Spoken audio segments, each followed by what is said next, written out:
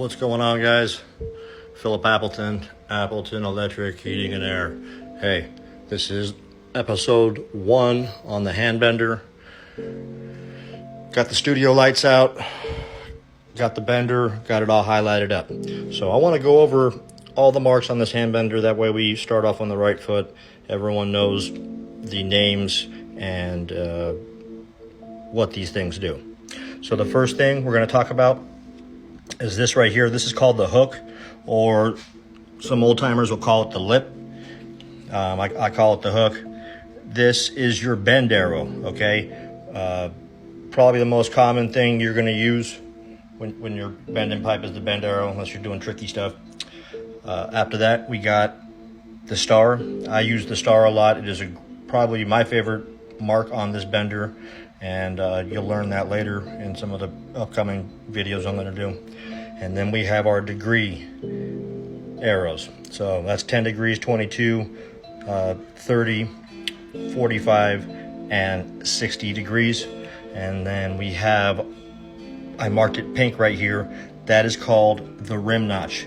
This is very important when we're going to be bending with 3-point saddles. And we are going to be doing a 3-point saddle class. That'll be episode 5. But I wanted to talk about the degree. A lot of people ask, what are those for and why do you have to know the different degrees? Well, it's really important for when you're doing offsets. And the reason that you would bend a 245 degree bends instead of 230s is if you need to get from point A to point B really fast. So I kind of drew this up. These are 3 different offsets. This is an offset with 245s, an offset with 230 degree bends, and an offset with 222 bends. So these are walls. So I want you to pretend that we're going through a wall and there's an obstruction in the way. This is when you would use the 45 degrees because you want to get from point A to point B fast. If you were to bend that same bend with 30s, it takes a lot farther travel to get to that elevation with a 30 degree bend. Same with a 22, it's even more. The thing is, the higher the degree bend, the harder it is to pull the wire. So if you were to do a 60 degree bend, you're gonna struggle when you go to pull those wires. But typically 45 is the most of a bend I'll put into an offset. Also, see where it says stubs to 6 inches?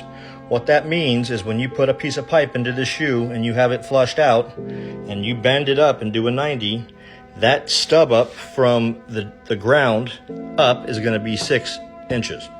Okay?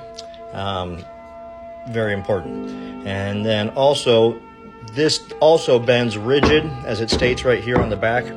So it does 1/2 inch rigid. So this is a 3/4 inch EMT bender, but it's also a 1/2 inch rigid bender. The same marks are on the back side. Arrow, rim notch, star, 10 degrees, 22, 30, 45, and 60. So that's basically the parts of a hand bender. And tomorrow I'm going to be doing another video on stub ups. Also, I'm going to be doing a video on this guy. This is called the hoppy bender. If you notice, it has no foot pedal. Oh yeah, I didn't talk. That's the foot pedal. So that's what you push your foot on to bend. But this is called the hoppy bender, and I'll do a video on this coming soon. I bought this thing about, I don't know, 10 years ago, and pretty cool bender.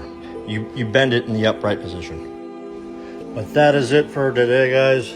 So we're gonna go ahead and check this off, and then tomorrow stub ups, and then so on and so forth. I hope you all have a great evening, and talk to you soon.